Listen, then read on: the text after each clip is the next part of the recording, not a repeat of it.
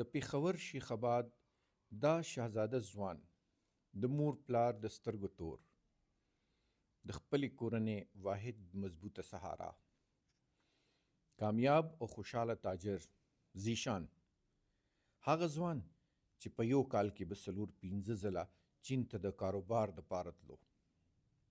امیدونه وو، ارمانونه وو، منصوبې وې، هر څه ژوندي وو، خو نن د یوې لحظې بې احتیاطۍ، اوور سپیډینګ او غلط ډرایوینګ او د همدې یوې غلطۍ په وجه زیشان د تیرو 11 کلونو راسې په کټ پورې تړلی پروت دی. نه پاسېدی شي، نه ګرځېدی شي، تر دې چې د خپل حاجت لپاره هم د پیمپر محتاج شوی دی. دې حادثې یوازې زیشان معذور نه کړو. د زیشان مور بیبي د زوی د غم نه ماته شوه او پلار یې د همدې صدمې له امله وفات شو.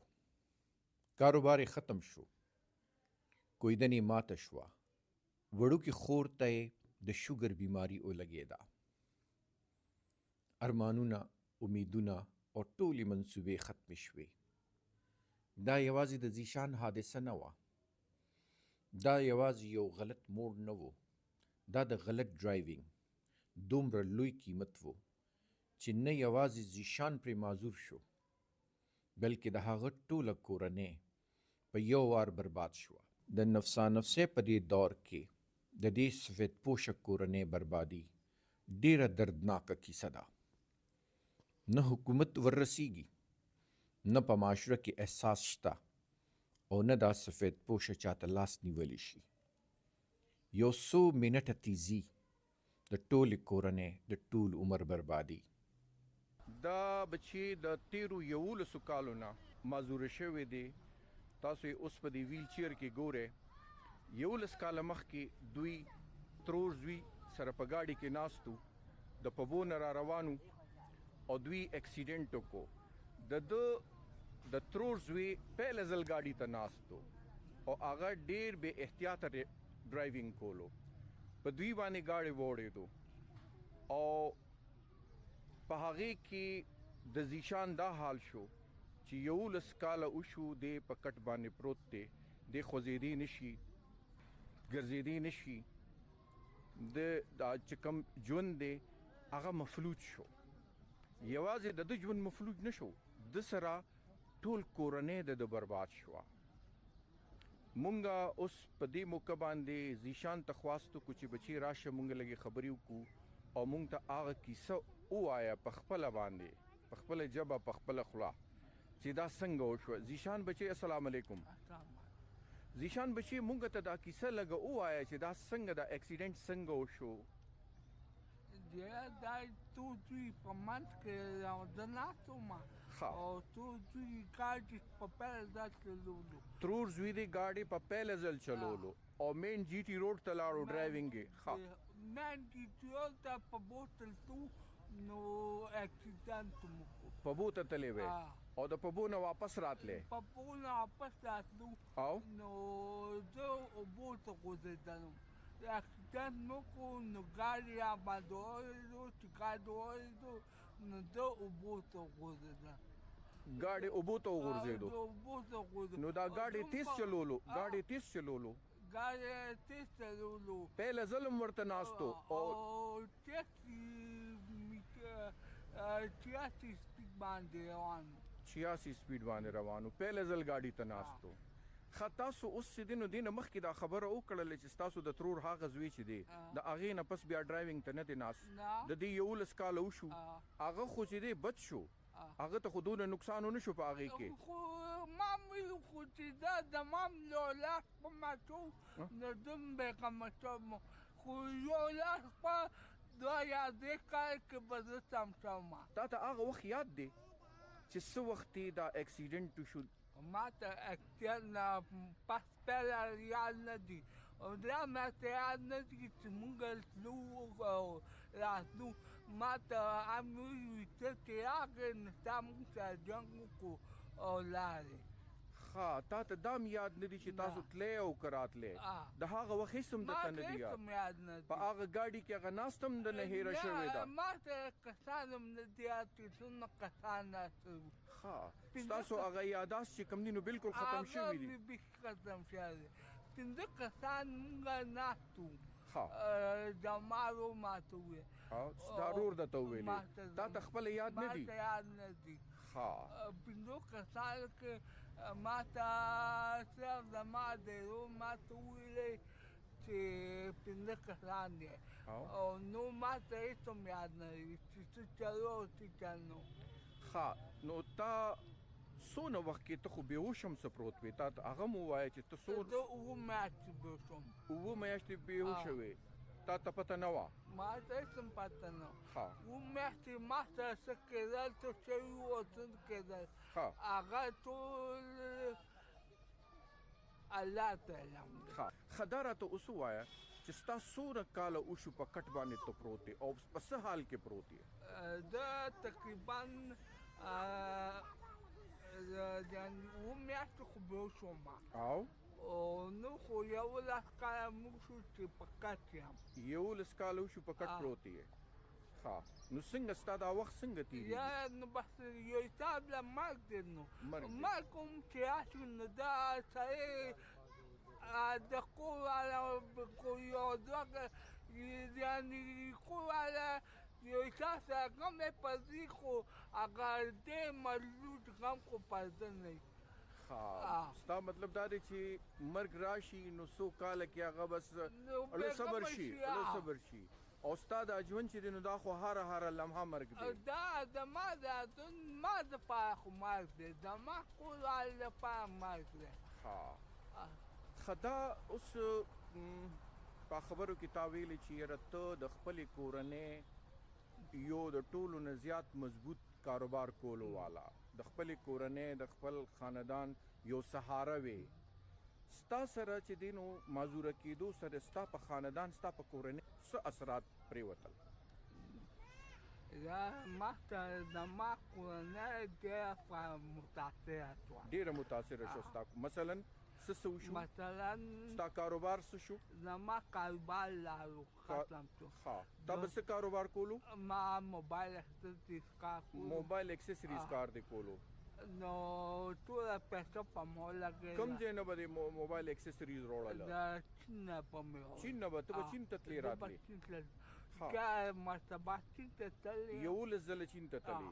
ښه ستا کاروبار هم ختم شو او ستا د دې غمه ستا پلار هم چې نو وی وفات شو. زما والد صاحب وفات شو زما کاروبار ختم شو. او ستا کویدن هم ختمه شوه. زما کویدن هغې جینۍ واده وکړو. جینۍ واده وکړو.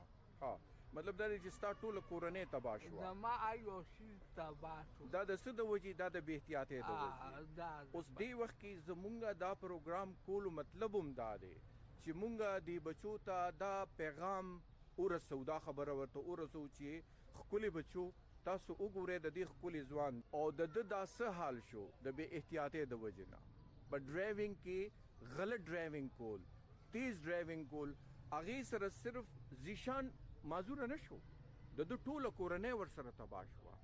اوس زمونږ بچي چې دي په دې خبره باندې نه پوهېږي. دوی چې کله موټر سایکل ته وخیږي نو موټر سایکل لکه چې هلیکاپټر ته جوړ کړي او الوزوي یې. دوی چې موټر ته کینی نو موټر الوزوي. نو د الله بندګانو تاسو ته د دې خبرې لږ احساس پکار دی چې تاسو اکسیډنټ سره به صرف تاسو متاثره کیږئ نه تاسو معذوره کیږئ نه. کورنۍ ټوله متاثره کیږي. ها او تاسو ټوله کورنۍ به ورسره برباد شي. نو دې وخت کې مونږ د خپلو بچو ته د ځوانانو ته ډېر په عاجزۍ باندې دا خواست کوو. دا د دې خبرې خواست کوو ورته چې تاسو د ځوانۍ دا چې کم جوش دی نو دا تاسو په محنت کې استعمال کړئ. تاسو محنت وکړئ مشقت وکړئ تاسو خپل ژوند جوړ کړئ تاسو دین جوړ کړئ دین جوړ کړئ دا وخت او تاسو خو یوازې نه یې تاسو خو د خپل مور پلار سهاره یې د خپلو خویندو ورونو سهاره یې د خپل خاندان سهاره یې. زیشان بچي نور ستا دا وخت چې دی په دې هکله ماته ووایه چې مخکې خو بدله چې تا سره پیسه وه ته به چین ته تلې راتلې ډېر خلک به دلته تلل راتلل اوس څه حال دی؟ نه نو چې ما ته ګوره پیسه وه چین سلطان راتلم او نو ما ته ټول ملاوزات به ټول ملګري سلامونه به یې کول سلامونه به یې کول، ملګري، رشته داران، عزیزان ټول به راته بچیه څنګه اوس تپوس کولو څوک نشته تپوس کولو والا څوک نشته. هېڅوک نشته څونه وخت شو چې څوک دلته تپوس له نه دي راغلی؟ تقریبا 2-3 کاله خو شو 2-3 کاله وشو. او اوس د کور نه بهر تا وختي ویلې چې څونه 2 وخت پس کاله پس ووته 2 کاله پس ته د کور نه راووتې. تا ته اوس دا بهر خلک څنګه لګي، دا فضا درته څنګه لګي؟ د وخت کې خزیشان اوس یو بله پوښتنه تانه کومه چې که فرض کا ته په دې لاس او خپو باندې روغ وې، په ذهن باندې روغ وې او ډېر غریب وې، د یو وخت وې او د بل وخت نه وې روټۍ، نو په هغې کې به تا څنګه ژوند تېرولو؟ تو به ډېر خوشحاله به وې. ګازېدم خو بس کا زیشان وی چې که چېرې زه غریب وې او ما سره د خوراک څښاک هم څه نه وې، خو چې زه جسماني طور باندې روغ وې، چې زه ګرځېدې، چې ما د یو روغ انسان په حیثیت باندې ژوند تېرولی شوې، نو ما به شکر کولو. تاسو وګورئ عزتمندو، که تاسو په لاس او خپو باندې روغ یې، که تاسو ذهن روغ دی، که ستاسو ته څه معذوري نشته او که څه مالی مشکلات دي، بېروزګاري ده، نو په دې حال کې هم چې نو تاسو شکر کولی شئ، تاسو د الله شکر کولی شئ. راشئ د زیشان حالت وګورئ چې زیشان د 11 کالو نه په کټ باندې پروت دی، دی د هرې خبرې لپاره محتاج دی. زیشان ته څه وی چې دا تا وختي یو خبره کوله چې ته په دې ژوند کې څونه تنګ یې، څونه خفه یې؟ دونك ډېر زیات خفه یم، زه هم چې بس مړ شم نو بس بېغمه به شم. دا خبره وورئ عزتمندو، زیشان وی دونه ښکلی ځوان، 30 کاله عمر، 32 کاله عمر، او په دې کې دی وایي چې که زه مړ شم نو زه به دمه شم. او بل خبره دا ده چې زمونږ یقینونه کمزوري دي، زمونږ ایمان کمزوري دی، یعنې هغه بل ژوند د دې نه ښایسته دی چې دلته مونږ ته په دې دنیا کې الله پاک دونه ډېرې مهربانیانې دي، دونه ښکلې د انسان په حیثیت یې پیدا کړو. هغه مونږ د سپي په حیثیت هم دې دنیا ته رالیږلی شو، د پیشو د منګک په حیثیت هم، د ماشي د مچ په حیثیت هم، د مار لړم په حیثیت هم، مونږ یې دلته ښایسته انسانانو په حیثیت باندې پیدا کړو. نو یوازې دا خبره هم ډېره لویه لاټري ده زمونږه، دا یو ډېر لوی انعام دی چې مونږه ژوندي یو، دا ساه ښکته پورته کېږي. نو دې وخت کې مونږ دپاره د زیشان دا ژوند ډېر سبق دی په دې کې چې مونږه که هر حال دی، په هر حال کې مونږ شکر ویستی شو د الله، او الله خپل الله ځان نه راضي کړو چې کله څوک شکر وباسي نو د هغه ته الله پاک اسانیانې ورکوي، او چې کله څوک دا شکر یې خفه وي په خپل ژوند کې نو د هغه امتحان نور هم وخت سره زیاتېږي. نو زیشان بچي زمونږ ستا دپاره دعا ده، ستا دپاره چې الله دې بیا روغ جوړ کړه، الله دې بیا هغسې ژوندی کړه.